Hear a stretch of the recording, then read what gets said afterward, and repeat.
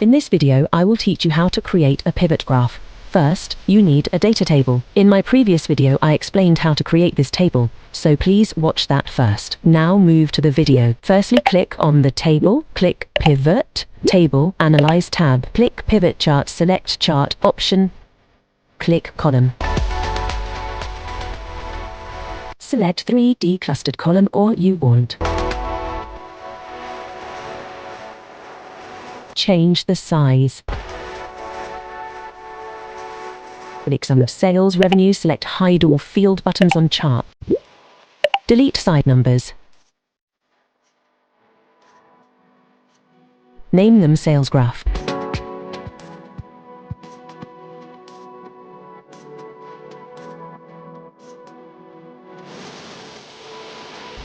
If you found this tutorial helpful, please take a moment to like, comment and share it with others. For more informative videos, be sure to subscribe to our channel, Best We Give, and click the bell icon to stay up to date with our latest content.